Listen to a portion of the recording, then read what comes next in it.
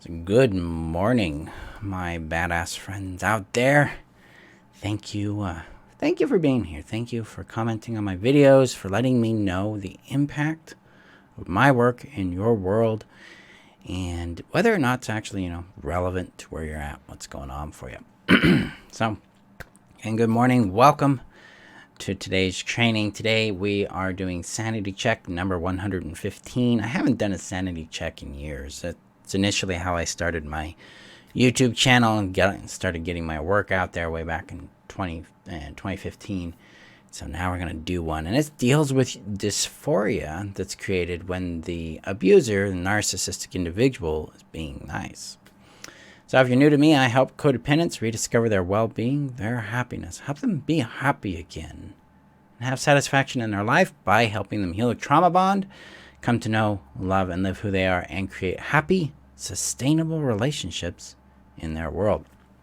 So before we get started this early morning, I gotta get this shared out to the community. The community is your safe haven here on the internet, where you can find tools, guidance, and support, and a safe shelter to work through your codependency, where you can understand where codependency came into your world, where you can get support and insight into your particular journey out of codependency and find shelter and understanding there. The link is above on Facebook. It's below on YouTube. And if you're on YouTube, hit that subscribe button. So let me get this shared out here. Let me know how you're doing in the comments below. I'm going to clicky the button. The button is clicky. We got it. Okay. So again, good morning. I got a little tar there. Been working on the car. On a little 1970 Chevelle that we're getting very well acquainted as I fix problems on it. And this week was fixing the leak in the back window. Yay. So, how to handle dysphoria created when the narcissistic or abusive person, is being nice. Well, first of all, the dysphoria is normal because you're having what's called cognitive dissonance. Cognitive dissonance is this thing the brain does when there's two opposing things going on. Basically, when the brain encounters something that says this is true and then this is true and these two true things are opposite, the brain goes punk.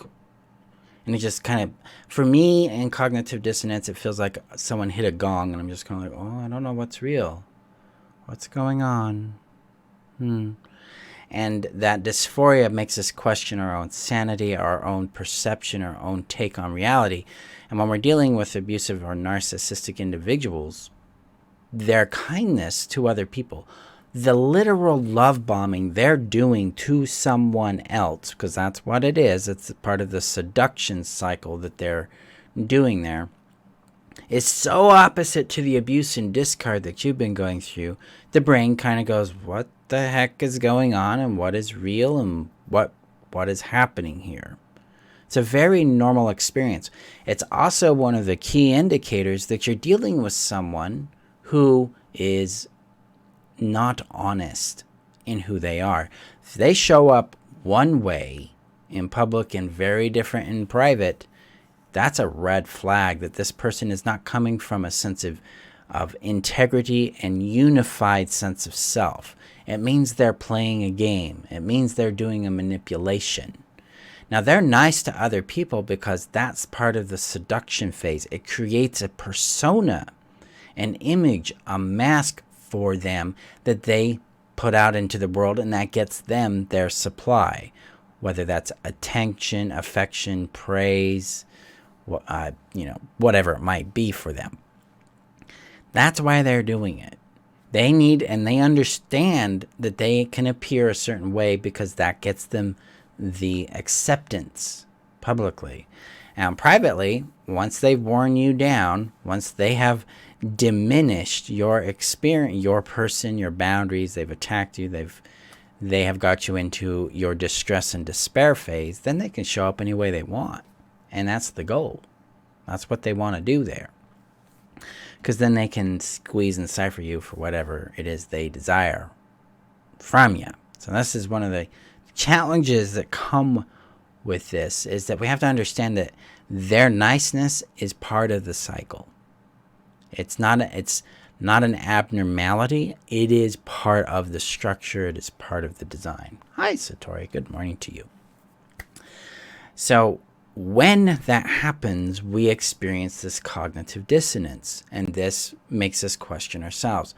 That's where we stop. We're like, ooh, I'm questioning my reality. I don't know what's real. I don't know what to do here. That means something is wrong, not with me, but with the situation. What am I picking up here that is causing this? It's like, wow, they're opposites. That's where we start slowing down and start observing the person for what they are doing and seeing what the patterns of behavior, results, and impact are. That's what gets you back to sobriety, because now you can start looking at factual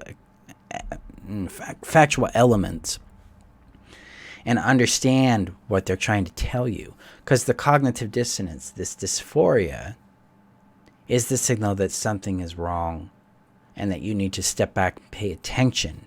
There's not something wrong with you. There's something wrong in the experience. Like, there's a fracture going on. Very, very, very important for you to understand and to accept and to work with, because that's going to allow you to succeed in the next step, which is I can be sane. So we do sane making, and sane making is understanding what actions we're taking, what choices were made, what were said, what was done, what the context of it was, and then what the result was. That allows us to see what's really happening. Now, one of the challenges we have in dysphoria is that we get hooked on a fantasy. One of our fantasies, codependent fantasies, get activated by their niceness. And we can get sucked into that. We can get pulled into that in such a way that it traps us.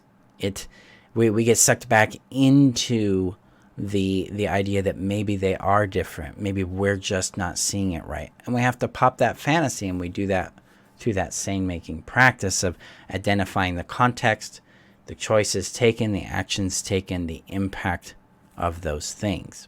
That allows us to see reality in its fullest form there. And then thirdly, you got to regulate, because dysphoria creates tension in the body. It's an activator, puts us into a state of threat, like there's a danger going on because we're highly confused, so we regulate.